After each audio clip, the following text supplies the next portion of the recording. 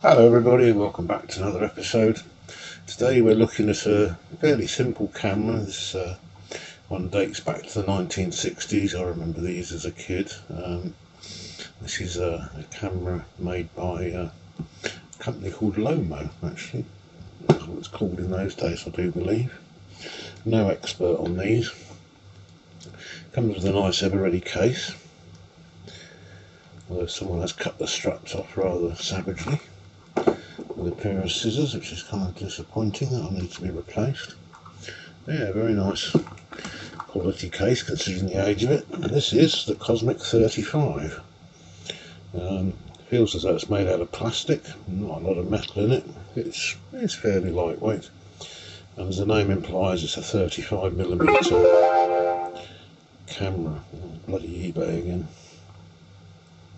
Right, let's give you a quick overview, because this one is kind of different, a little bit sort of weird in the way that it works.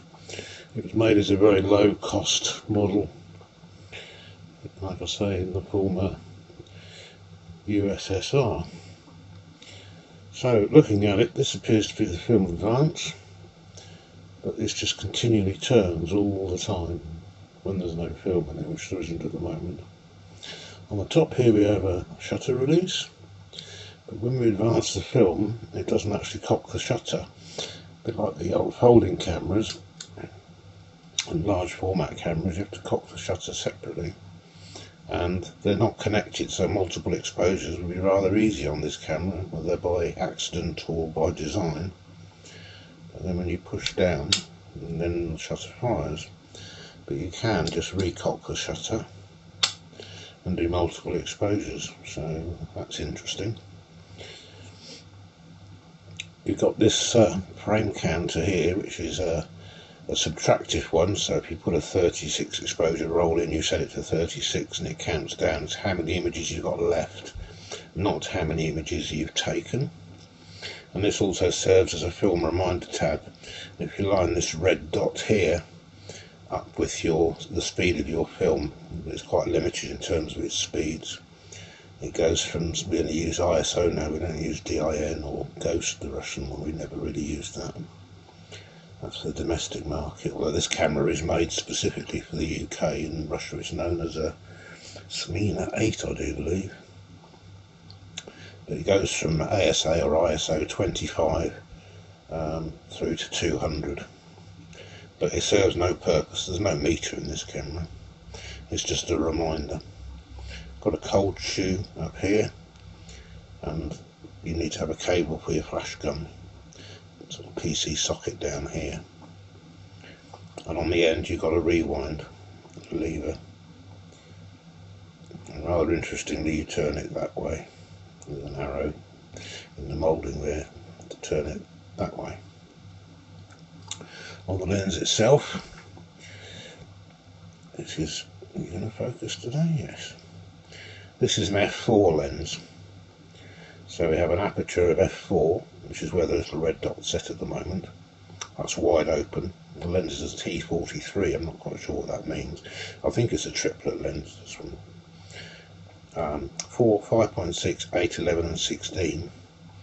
And corresponding to that we have these values over here, 4, 5, 6, 7 and 8. One downside with this camera is you're likely to get your fingers all over the lens when you're changing the aperture, but you can see you just literally slide it around, and this dot on this side also moves correspondingly. Focus is by zone focusing, so in other words you've got to guess, so you've got infinity, and it focuses all the way down to 3 feet, pretty standard for this sort of camera. It's quite loose on the focusing. Behind that you have a depth of field scale, so if I want everything from infinity f8, so infinity at f8, and then if I read on this side f8, everything from 6.5 feet to infinity will be in focus, so that's a pretty broad range. This lens is a 40mm f4, so it's a bit wider than the nifty 50.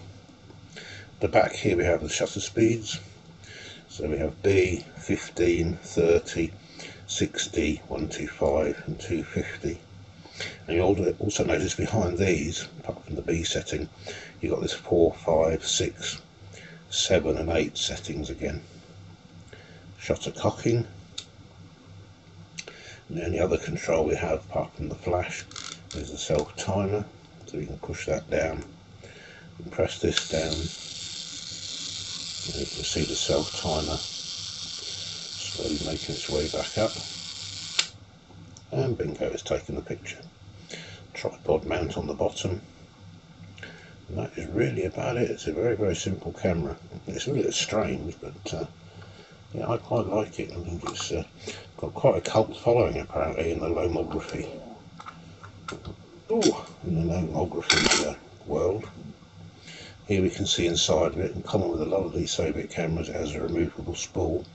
There is another version called the 8M, which is actually cassette to cassette, which I've only ever seen that on one other camera, whereby as you take the pictures and wind them in, they're going to be secure if you accidentally open the back, which I think is quite a neat idea. Right, let's see if the shutter does actually fire. So I'll set it on, let's say, a B setting.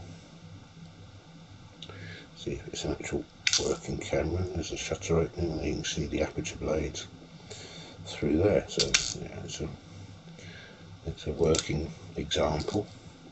How accurate it is, we shall find out when we put a film through it. But yeah. Okay, so in here we have the take-up spool, and then we have the usual geared drive is here, and this is what's actually driving this frame counter at the top, and this is the bit that tells it to stop. So it's not this that's going to make it stop.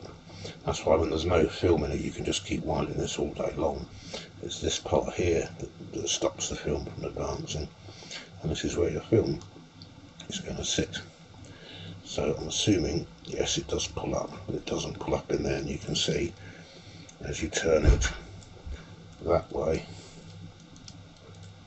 it winds that way. There's obviously some sort of gearing in between there. Very little foam used for light seals. There's a little bit in this corner, and there's a little bit down in this corner as well. Sorry, it's windy today, so we've got a banging door. Very, very simple plastic back, completely detachable. There's a pressure plate. So let's have a go at putting some film in it. For this one I'm going to be using a roll of the outdated Fuji C200. I think the date on this is February 2019, so it's not too far out of date, but it's still out of date film, but it's just a cheap colour film. 200 ISO. One thing I wanted to cover with this before I put the film in it is the use of a light meter. It seems suitable to put a Leningrad light meter with this, same sort of era, and you can see that this reads the light and it gives you an exposure value. So you've got these numbers on the bottom, so when it's working and the light is bright enough, I'll point it up towards the light, you can see there's a scale. So you read off the number, say 8.5. So there it's saying 8, and you just set this to 8 and read off your values. But what you can do instead is, because the value was 8, you could go on to here and you could say, right, that's going to be 4 on the shutter speed dial, or that's too slow, 5. I'm going to have to use 4 because there's quite a limited range of these, and then this one you'd need to set to 4. So we've got a 4 on there, and we've got 4 on there, which comes to 8. So as long as it comes to the total of what the EV value is, your exposure, is correct. If it was higher than that, if it was say 15, you would then have to put in a 7 and an 8. So you could put that on to 7, for example, and you could set this one on 8, which would be actually the smallest setting, that would be f16. It's got quite a limited range, obviously, because it's an f4 camera and the top speed is only 250th. But you can see on there, that's set on 8, and that's set on 7, so that's 15, for example. It's quite an interesting concept, I think. But yeah, a Leningrad selenium cell meter would go quite well with this. You can use the Sunny 16 rule, of course, as well. Or probably nowadays it's easier to use an app in your phone, because you've always got your phone on you. This, I believe, should sit in there. So we pull the film across, and put this here where you can actually see it. I'll zoom you in a little bit. That's better. Oh, I zoomed you in a lot, hasn't it? So you can see on there there's a little notch there to catch the film. So I feed that in. If there's no batteries for me to mess up loading, it's just this for me to mess up. That should grab the film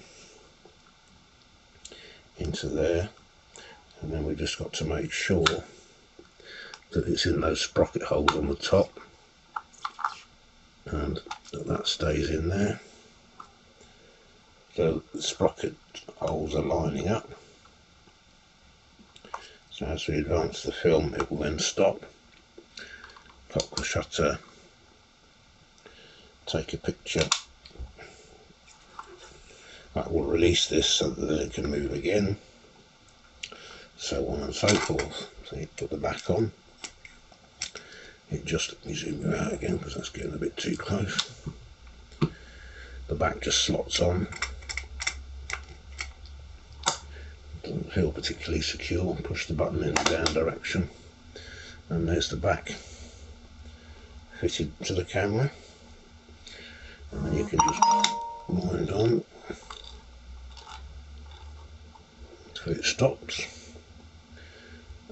Trigger the shutter again, and I do it one more time. We know the film's advancing because the frame counter's moving. This is going around telling you that the film is advancing. If the film wasn't advancing, that wouldn't be going around because of the link to the sprockets. Press that again. Now we can set the film counter. So what you have to do there, I don't know which one of these you turn, one of them you turn, this one. Sorry, this phone keeps on beeping all the time. So this is a 36 exposure film, so I have to turn this around until it comes to 36. Remember, it's a subtractive frame indicator, it's not a additive, so it's the number of photographs you've got left. In some ways it's better really, rather than the number that you've taken. So that winds up with 36. As we wind on, then 35. To rewind the film, there is no button on the bottom of this. To rewind the film, you have to push this button down and turn it clockwise. So if you push it down and turn it gently clockwise, that will disengage that sprocket in the top there. If you pull this up and turn in the direction of the arrow,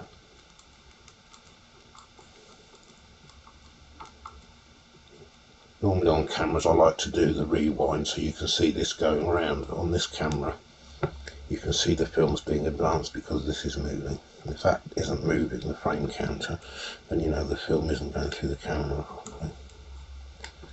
So you just keep turning this in the direction I'm turning it the wrong way. Also had it, of course.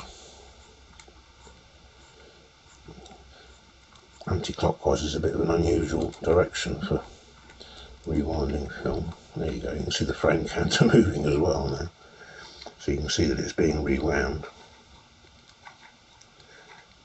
And you just keep going until you'll feel it reach the end of the film. Like there, you just went click, and that is the end of the film. So if you open the back up, and there's your film ready to take out and be processed. I process my own, so I always cut this leader off on an exposed film so that I know that it's been used. So there you go folks, that's the camera for today. In the UK this is a Cosmic 35. If I remember right, what I really remember from childhood was a thing called the Cosmic Symbol, which I got a feeling is the one that came after this one. I think this is the 60s version. And the Cosmic Symbol, I certainly remember that one. These were brought into the UK by a firm called Technical and Optical Equipment, TOE, in London. But I'm sure the Cosmic 35 was the sort of 60s version of it, and the Cosmic Symbol was the 1970s version of it. I'm not going to use the word cheap, I'd say they're very affordable, bearing in mind the limitations of an f4 lens coupled with 250th of a second maximum shutter speed. It's somewhat limited in the environments that you can use it in. It's not ideally suited to a fast film. It really needs quite a slow film on a sunny day. But yeah, it's interesting. It has a viewfinder, but there's no frame lines in it, and there's no parallax correction or no rangefinder. It is a very, very simple camera. But yeah, very lightweight, very affordable. Even now, they're still cheap. That horrible word. And yeah, just another Soviet interesting camera.